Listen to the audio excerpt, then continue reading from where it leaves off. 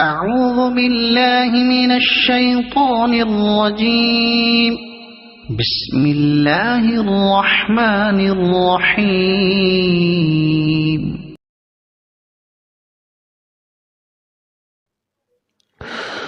السلام علیکم ورحمۃ اللہ وبرکاتہ۔ بسم اللہ الرحمن الرحیم، نحمدہ ونصلی علی رسولہ الکریم، اما بعد۔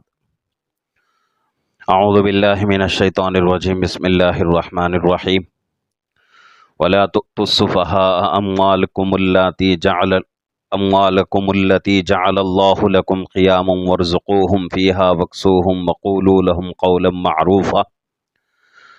صدق اللہ العظیم وصدق رسولہ النبی الکریم، ونحن علی ذلک لمن الشاہدین والشاکرین والحمد للہ رب العالمین۔ سورہ نساء کی تفسیر چل رہی ہے، 4 آیتوں کی تفسیر مکمل ہوئی ہے۔ آج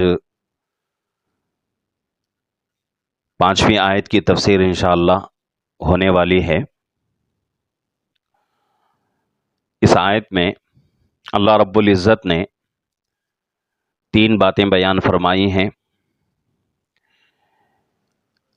اور تینوں باتیں انشاءاللہ مختصر طور پر وضاحت کے ساتھ آپ کے سامنے بیان ہوں گی۔ پہلے آیت پاک کا ترجمہ سنتے ہیں۔ آیت نمبر 5 ہے۔ 4 آیتوں کی تفسیر پہلے ہی مکمل ہو چکی ہے۔ آج کی آیت نمبر 5 ہے۔ وَلَا تُؤْتُوا السُّفَهَاءَ أَمْوَالَكُمُ الَّتِي جَعَلَ اللَّهُ لَكُمْ قِيَامًا وَارْزُقُوهُمْ فِيهَا وَاكْسُوهُمْ وَقُولُوا لَهُمْ قَوْلًا مَّعْرُوفًا۔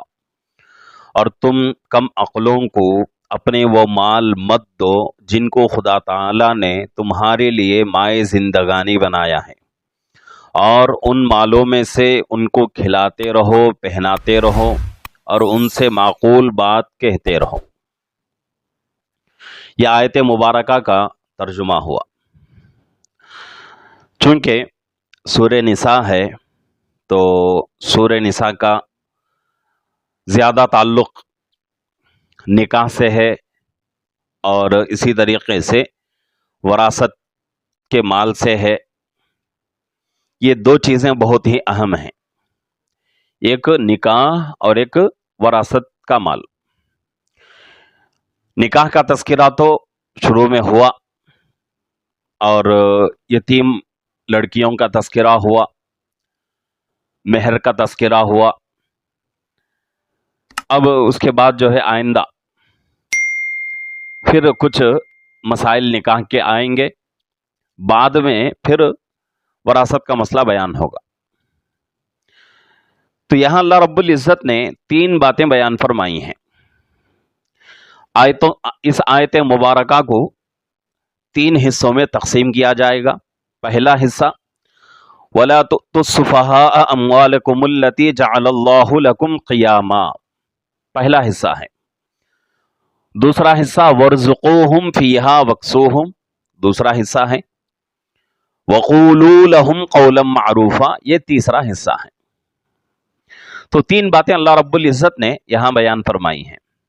پہلی بات یہ ہے کہ تم کم عقلوں کو اپنے وہ مال مت دو جن کو خدا تعالی نے تمہارے لیے گزارے کا سبب بنایا ہے۔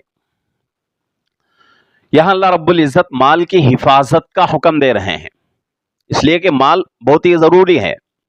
مال کے بغیر انسان کی زندگی ادھوری اور ناقص ہے، اور دنیا دارالاسباب ہے۔ دنیا کی سب سے بڑی ضرورت مال پیسہ ہے۔ مال پیسہ اگر آدمی کے پاس نہ ہو تو پھر انسان محتاج بن جائے گا، در در کی ٹھوکریں کھائے گا، اور یہاں تک کتابوں میں لکھا ہوا ہے، تفسیروں میں بات آتی ہے کہ مال نہ ہونے کی وجہ سے غربت انسان کو کفر تک پہنچا دیتی ہے۔ وہ آدمی بھوکا ہے، اس کے پاس کھانے کو کھانا نہیں ہے، پیٹ بھرنے کے لیے صحیح کپڑا اس کے پاس نہیں ہے، صحیح گھر اس کے پاس نہیں ہے۔ اگر کوئی آدمی آ کر یہ حرص اس کو دلا دے کہ بھئی اتنا مال تم کو دے دیں گے، اپنا مذہب چھوڑ دے، تو بہت سارے لوگ ایسے ہیں دنیا کے کہ اپنا مذہب چھوڑ دیتے ہیں۔ تو یہ چل رہا ہے، ماضی کی زندگی میں بھی ہوا ہے، اب جو ہے حال میں ہو رہا ہے، مستقبل میں بھی ایسے حالات ہوتے رہیں گے۔ مال نہ ہونے کی وجہ سے، غربت کی وجہ سے انسان اپنا ایمان بیچ دے گا اور کفر میں مبتلا ہو جائے گا۔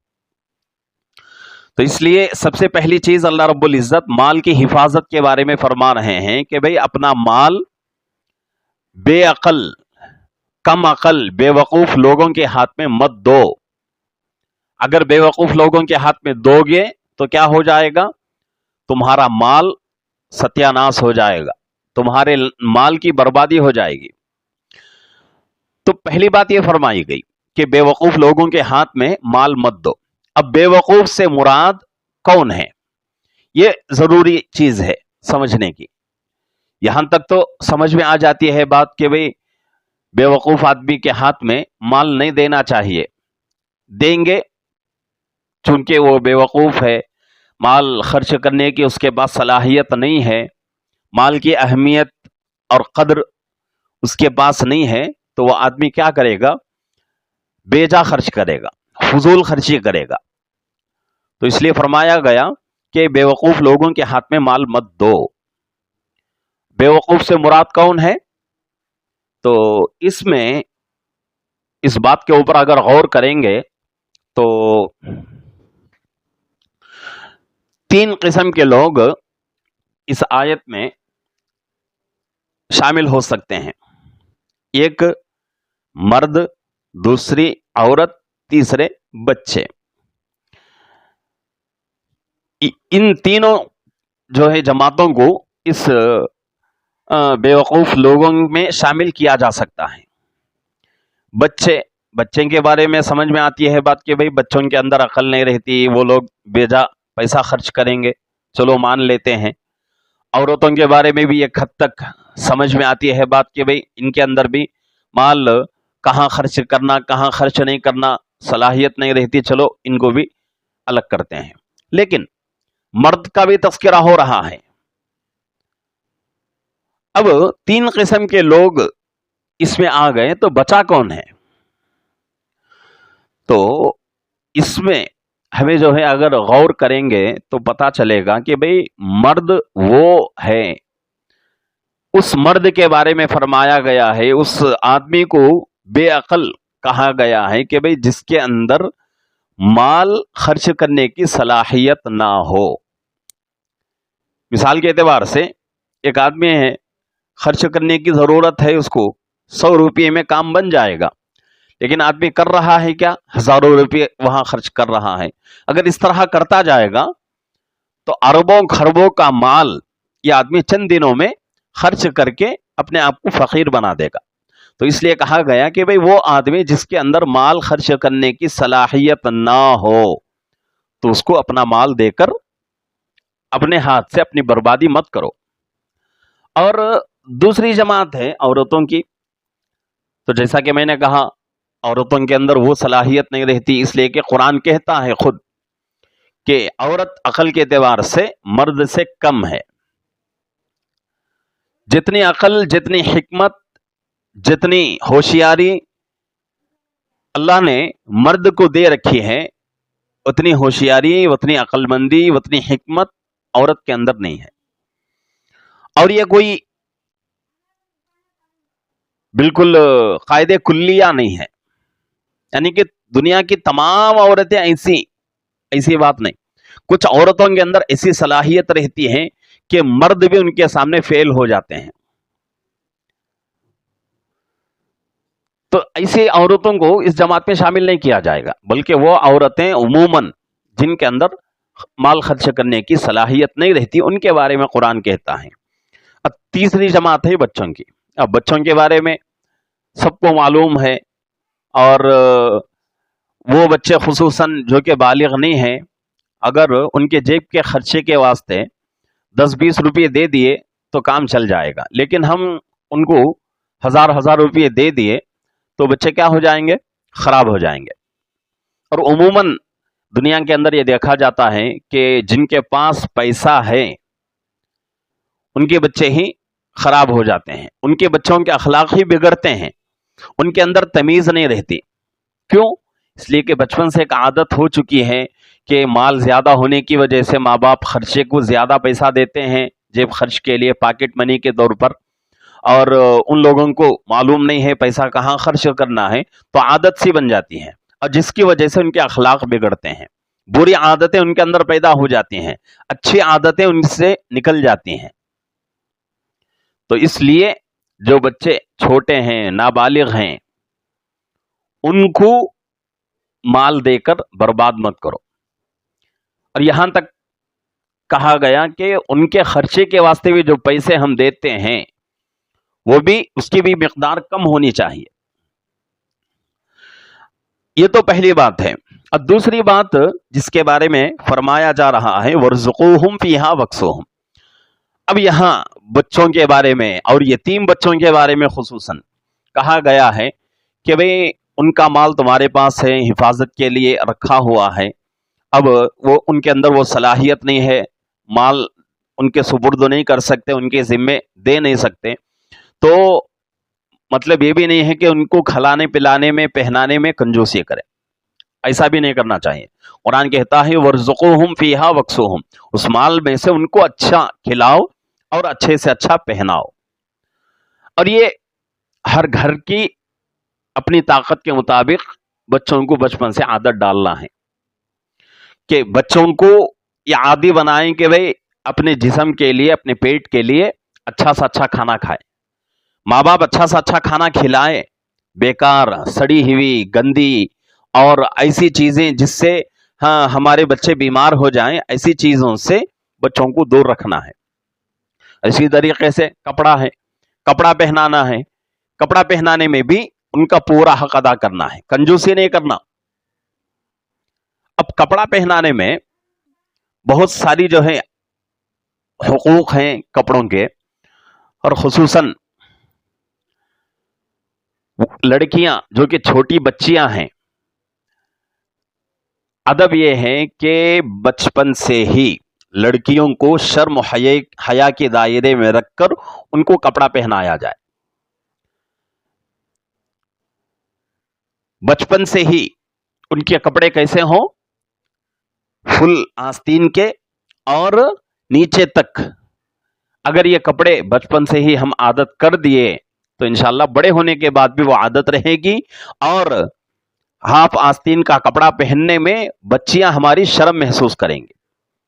آج یہ چیز ہمارے معاشرے سے ختم ہوتی جا رہی ہے۔ ہاف آستین نہیں بلکہ بغیر آستین کا کپڑا پہننا ایک عام رواج بنتا جا رہا ہے۔ ہاف آستین یعنی کہ آستین کے بغیر کپڑا پہننا، یہ بالکل بے شرمی کی بات ہے۔ چھوٹے بچے ہیں، 2 سال 3 سال 4 سال 5 سال کے بچے، ان کو ایسے کپڑے پہنانے میں کوئی مذائقہ نہیں ہے، لیکن جن کی عمر بڑی ہو گئی، 6 سال 7 سال ہو گئی، 8 سال ہو گئی، اگر ایسے بچے بھی بغیر آستین کے کپڑے پہن کر گھومتے رہیں تو یہ اچھی بات نہیں ہے۔ یہی عادت ان کی ہو جائے گی اور پھر بڑے ہو کر بھی وہ لوگ ویسا ہی کپڑا پہنیں گے۔ تو ماں باپ کی ذمہ داری ہے کہ ماں باپ بچپن سے ہی،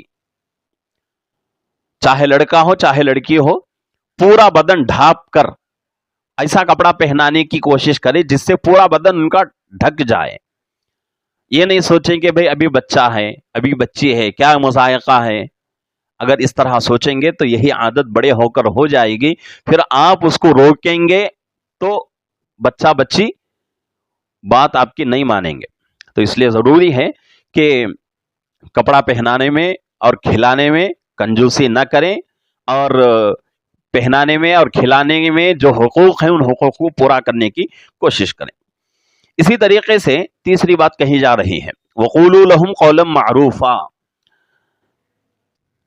نابالغ بچوں کے بارے میں فرمایا گیا، بے عقل لوگوں کے بارے میں فرمایا گیا کہ بھئی ان کو ان کا مال ان کے ہاتھ میں مت دو گے تو کیا ہو جائے گا؟ ان کا مال برباد ہو جائے گا۔ تو یہاں فرمایا جا رہا ہے کہ ان کو کہو کہ بھئی معقول بات، یعنی اچھی بات ان سے کہو۔ اچھی بات سے مراد یہاں کیا لیا جا رہا ہے کہ ان کو سمجھاؤ کہ بھئی ابھی تمہارے اندر وہ صلاحیت نہیں ہے مال خرچ کرنے کی، تو اس لیے کیا ہو جاؤ، ذرا ہوشیار ہو جاؤ، ذرا تمہارے اندر صلاحیت آ جائے تو پھر کیا کریں گے، ہم تمہارا مال تمہارے ہاتھ میں دے دیں گے، اس کے بعد تم اپنے مال کے مالک ہو جاؤ گے۔ تو یہ 3 چیزیں آج کی اس آیت مبارکہ میں بیان کی گئی ہیں۔ انشاءاللہ آگے کچھ باتیں ہمارے سامنے آگے مجلس میں بیان ہوں گی، اور اس میں جو ہے نکاح کے تعلق سے بھی بات آئے گی، اور اس کے ساتھ ساتھ مال کتنی عمر میں بچوں کو ان کے حوالے کرنا چاہیے، بالغ کی عمر، بلوغ کی عمر کتنی ہے، یہ تمام باتیں انشاءاللہ آئندہ مجلس میں ہمارے سامنے آئیں گی۔ اللہ رب العزت سے دعا ہے کہ اللہ رب العزت ہم تمام کو صحیح طریقے سے قرآن حدیث کی روشنی میں اپنی زندگی اور اپنے بچوں کی زندگی گزارنے کی، اور ہر چیز میں قرآن حدیث کا لحاظ رکھنے کی اللہ توفیق عطا فرمائے۔ آمین۔ السلام علیکم ورحمۃ اللہ وبرکاتہ۔